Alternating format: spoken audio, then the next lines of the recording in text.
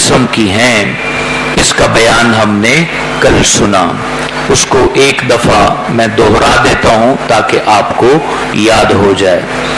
نجاست غلیظہ جو رقیق صورت میں ہوتی ہے، پتلی صورت میں ہوتی ہے پانی کی طرح، وہ 1 درہم کی مقدار بدن یا کپڑے پر لگ جائے تو نماز سے پہلے اس کو دھونا لازمی ہے، نہیں تو نماز واجب الاعادہ ہوگی، دہرانی پڑے گی۔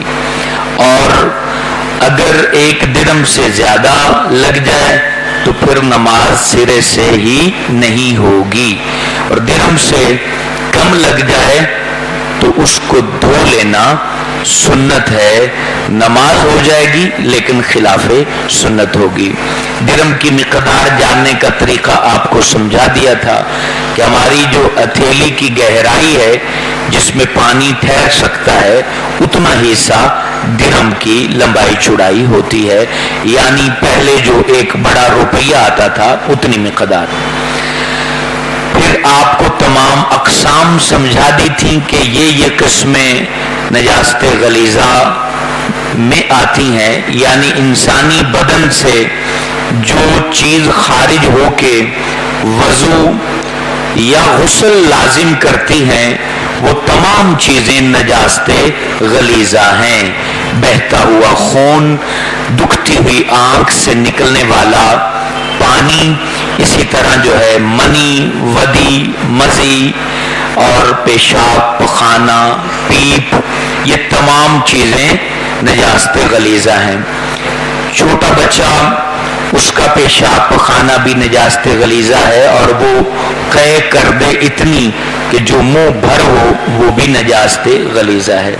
جانوروں میں حرام جانور جو ہے ان کا پخانہ و پیشاب یہ نجاست غلیظہ میں شمار ہوتا ہے۔ حلال جانور، ان کا گوبر وغیرہ یہ نجاست غلیظہ ہے۔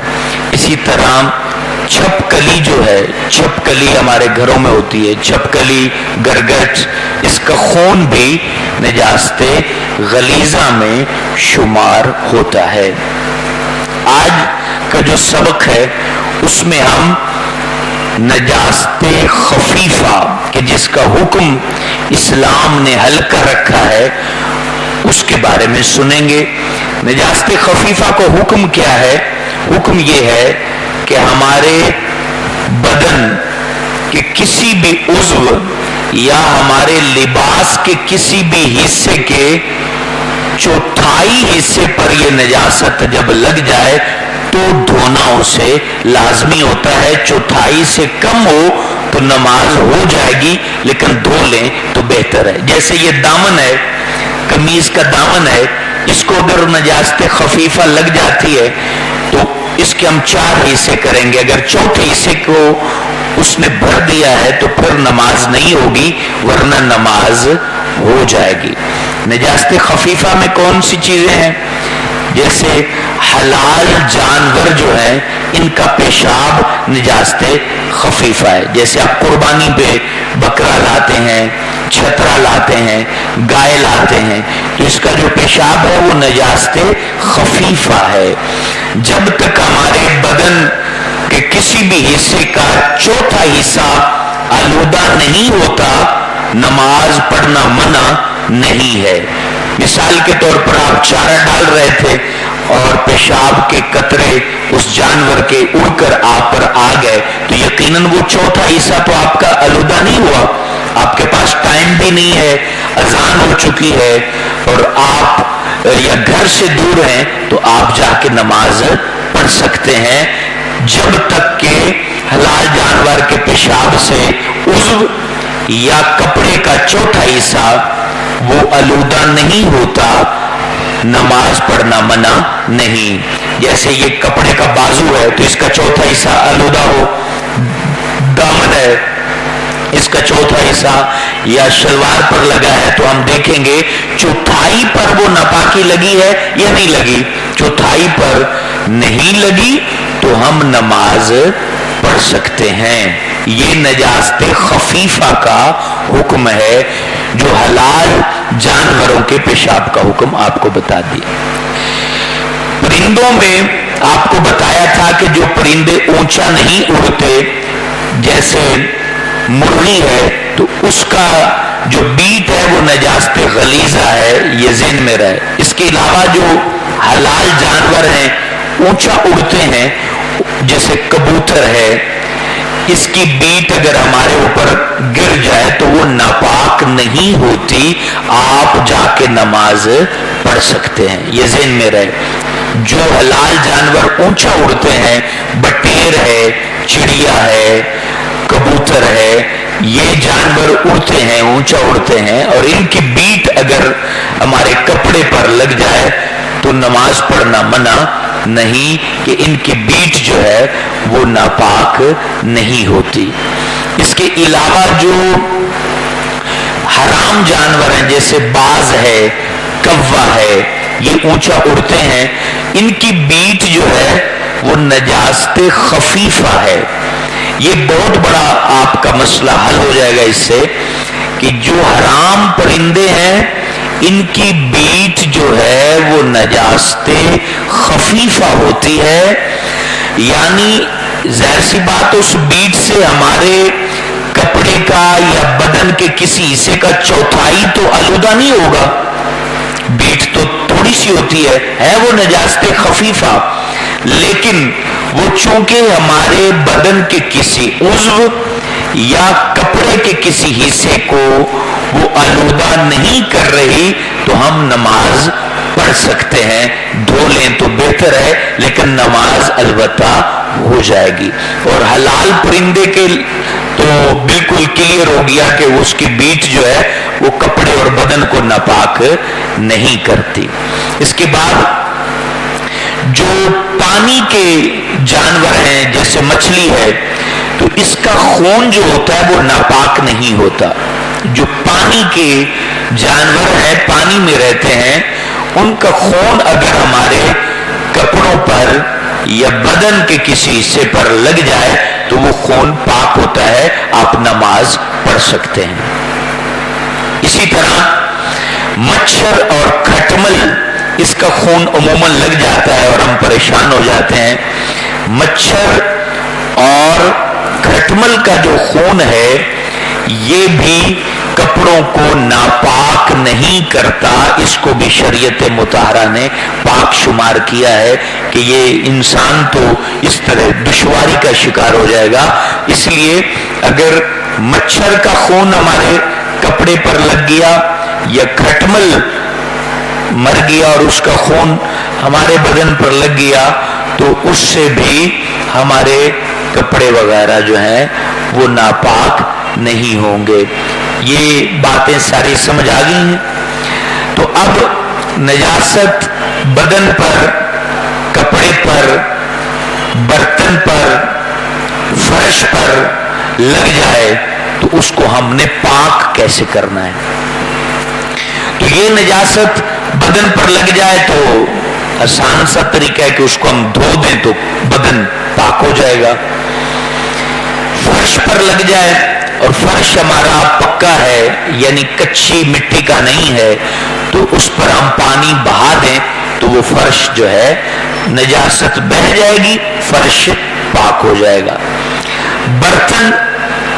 बर्तन ऐसे हैं जैसे चीनी का बर्तन होता है, उसमें नजासत वगैरह समा नहीं सकती, तो उसको भी जब हम धो देंगे तो वो भी पाक हो जाएगा। 3 दफा उसको धो दें तो वो बर्तन पाक हो जाएगा। कपड़े में मुख्तलिफ किस्म के हमारे कपड़े होते हैं, जैसे बिछौना है, कालीन है, यानी मोटी जो कपड़े होते हैं उसको पाक करने का आसान तरीका यह है कि हम उसको पानी से अच्छी तरह भिगो दें और फिर दीवार पर डाल दें। जब वो पानी टपकना बंद हो जाए फिर दोबारा भिगो दें, फिर उसको छोड़ दें, फिर उसका पानी टपकना बंद हो जाए तो तीसरी दफा भिगो दें। तीसरी दफा जब वो सूख जाएगा तो आपका वो जो कालीन है, जो कंबल है, वो पाक हो जाएगा।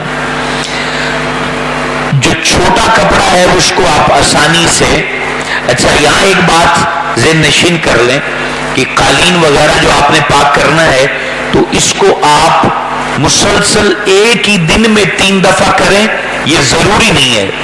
آپ چاہیں تو ایک دن ایک دفعہ اس کو پانی میں بھگو کے ڈال دیں، پھر ٹائم نہیں ملا دوسرے دن کر لیں، تیسرے دن پھر کر لیں. تو اس طرح وقفے سے بھی آپ 3 دفعہ یہ عمل کر کے اپنے گھر کے اس بڑے کپڑے کو پاک کر سکتے ہیں. جو باریک کپڑا ہے، چھوٹا کپڑا ہے، جیسے ہماری قمیض ہے، شلوار وغیرہ ہے، دوپٹہ ہے، اس کو پاک کرنے کے 2 طریقے ہیں. یا تو ہم اس کو پانی میں ایک دفعہ بھگو لیں اور پھر اچھے طریقے سے اس کو نچوڑ لیں کہ ایک قطرہ بھی پانی کا اس کپڑے سے نہ نکلے. پھر دوبارہ ہم اس کو بھگو لیں اور اس کو نچوڑ لیں. اسی طرح تیسری دفعہ جب ہم بھگو کے نچوڑیں گے تو وہ کپڑا پاک ہو جائے گا. یہاں ایک بات ذہن نشین رکھیں کہ ایک کپڑا آپ نے بھگویا اور اس کو آپ نے نچوڑ لیا، اتنا نچوڑا کہ پانی نہیں نکل رہا، لیکن آپ کا بیٹا آپ سے زیادہ طاقت والا ہے، وہ نچوڑے تو اور نکلے گا پانی. تو اب یہ آپ کے حق میں تو کپڑا پاک ہے لیکن اس کے حق میں ناپاک ہے. یعنی آپ کی حق میں وہ پاک ہے، آپ میں جتنی طاقت تھی آپ نے اس کو نچوڑ لیا، پاک کر لیا، لیکن اب یہ آپ سے زیادہ جو قوت والا بندہ ہوگا اس کے حق میں یہ پاک نہیں ہوگا، کیونکہ وہ اور نچوڑتا تو نچڑ سکتا تھا. یہ ایک طریقہ ہے. دوسرا طریقہ اس کپڑے کو پاک کرنے کا، آپ کپڑا بالٹی وغیرہ میں برتن میں ڈالیں اور اس کو کسی لکڑی وغیرہ سے نیچے ڈبو دیں، اوپر نل چھوڑ دیں، پانی بالٹی میں اس برتن میں بھر جائے گا اور اس کے بعد اوپر سے بہہ جائے گا. جب وہ 4-5 ہاتھ پانی بہہ جائے، زیادہ نہیں آپ نے 20 منٹ نل چھوڑے رکھنا، اس سے پانی ضائع ہوگا. 4-5 ہاتھ پانی یعنی 5-6 فٹ پانی اوپر سے بہہ گیا ہے تو وہ نجاست اس کی بہہ چکی. اب آپ کا وہ کپڑا جو ہے وہ پاک ہے، وہ پانی بھی پاک ہے، اس کو آپ کپڑے دھونے میں استعمال کر سکتے ہیں. یا ایک اور مسئلہ سن لیں، وہ یہ کہ بعض دفعہ ایسا ہوتا ہے کہ ہمارا جو فرش گھر کا ہوتا ہے اس پہ بچے نے پیشاب کر دیا، قالین پہ کارپیٹ پہ پیشاب کر دیا، وہ سوکھ گیا. اب ہم نہا کے آئے یا وضو کر کے آئے تو بعض دفعہ ادھر سے بندہ گزر جاتا ہے قالین وغیرہ سے، تو اس سے آپ کے پیر وغیرہ جو ہیں وہ ناپاک نہیں ہوں گے. ناپاک قالین پر بچھونے پر اگر آپ کا پیر پڑ جائے تو اس سے آپ کا پیر وغیرہ ناپاک نہیں ہوگا. یہ مسئلہ ذہن میں رکھیں. ہاں ایسا تھا کہ وہ گیلا تھا، وہ گیلا ہو گیا، آپ کے بدن کے پانی سے گیلا ہو گیا. جب وہ گیلا ہوا پھر آپ نے اس تری پر پیر رکھا، اب وہ گیلے بچھونے کارپیٹ قالین کی جو ناپاک تری تھی دوبارہ آپ کو لگ گئی تو وہ آپ کے بدن کو ناپاک کرے گی. پھر آپ جا کے اپنے پیر جو ہیں وہ دھو لیں. ورنہ اگر آپ نے وہ خشک تھا اور آپ کے اگرچہ پیر گیلے تھے، اتنے نہیں تھے کہ اس کو بھی گیلا کر کے تری والا بنا دیتے، تو آپ کے پیر وغیرہ ناپاک نہیں ہوں گے. اس طرح بعض دفعہ ہوتا ہے بستر پر بچے نے پیشاب کر دیا، وہ بستر خشک ہو گیا، آپ اس پر سو گئے، جب آپ سوئے آپ کے بدن سے پسینہ نکلا اور وہ پسینہ اس بستر کو لگا تو اس سے بھی آپ کا بدن ناپاک نہیں ہوگا جب تک کہ وہ بستر دوبارہ بھیگ نہ جائے اور پھر اس کی تری آپ کو نہ لگے، اس وقت تک بدن ناپاک نہیں ہوتا۔ یہ وہ تمام مسائل ہیں جو ہمیں پاکی حاصل کرنے کے لیے ذہن نشین رکھنے چاہیے، یاد رکھنے چاہیے۔ ہم بھول جائیں تو اس کو دوبارہ ہم پوچھ لیا کریں، تو اس سے ہم صاف ستھرے ہو کے، پاک ہو کے، کیا ہوتا ہے کہ بعض دفعہ ہم صاف ستھرے تو ہو جاتے ہیں لیکن پاک نہیں ہو پاتے۔ پاک تو اسی صورت میں ہوں گے۔ اس کی مثال جیسے ایک خاتون کپڑے دھو رہی ہے اور وہ واشنگ مشین میں بچے کے ناپاک کپڑے بھی اس نے ڈال دیے، آپ کے بھی ڈال دیے، صرف پانی ڈال دیا، وہ کپڑے تو اس نے دھو دیے لیکن پاک نہیں کیے۔ ناپاک کپڑے جیسے ہی اس میں ڈلے تو اس نے پاک کپڑوں کو بھی ناپاک کر دیا، جب تک کہ شریعت کے جو نظام بتایا گیا کہ 3 دفعہ نچوڑیں یا ڈبو کے پانی اوپر بہا دیں، اس وقت تک کو کپڑا پاک نہیں ہوگا، تو اس نے سارے کپڑے ہی ناپاک کر دی۔ اب وہ ستھرے تو ہو گئے، چمکیلے ہو گئے، صاف ہو گئے، پاک نہیں ہوئے۔ تو اس لیے ہمیں گھر میں بھی یہ بتانا چاہیے کہ خاص کر جو ناپاک کپڑے ہوتے ہیں انہیں الگ پہلے پاک کر لیا جائے، پھر مشین میں اس کو ڈالا جائے۔ اس طرح جو بچوں کے کپڑے ہیں وہ اگر آپ پاک نہیں کر رہے ہیں تو اس کو الگ سے دھوئیں، ایسا نہ ہو کہ بڑوں کے کپڑے بھی آپ ناپاک کر دیں اور اس کے بعد پھر دشواری کا سامنا ہو۔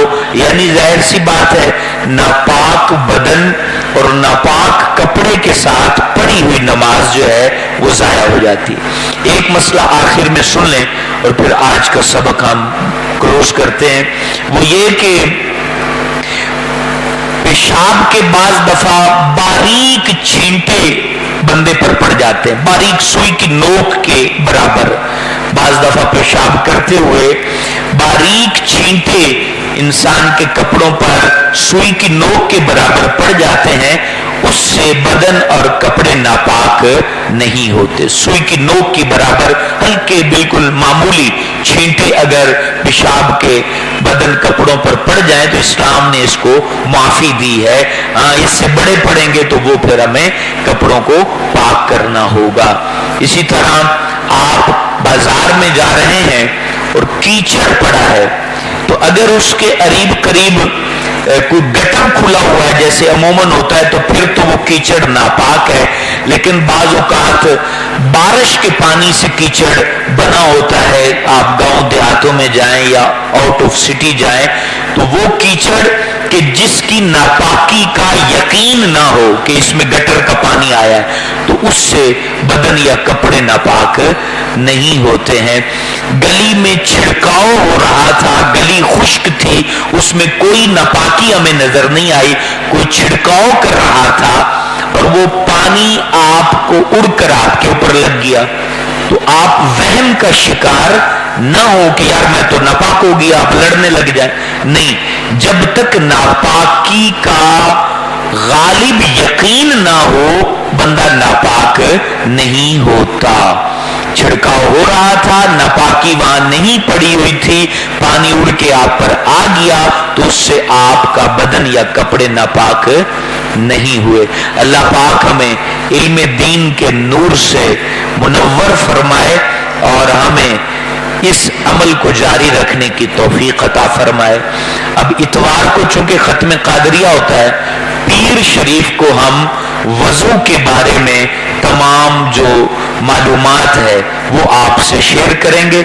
منگل کو غسل کے بارے میں جانیں گے، اسی طرح بدھ کو پھر اگر یہ کمپلیٹ ہو گیا تو پھر ہم نماز کی طرف جائیں گے، نماز کے مسئلے سیکھیں گے، پھر نماز کے اذکار جو نماز میں ہم پڑھتے ہیں وہ ہم یاد کریں گے۔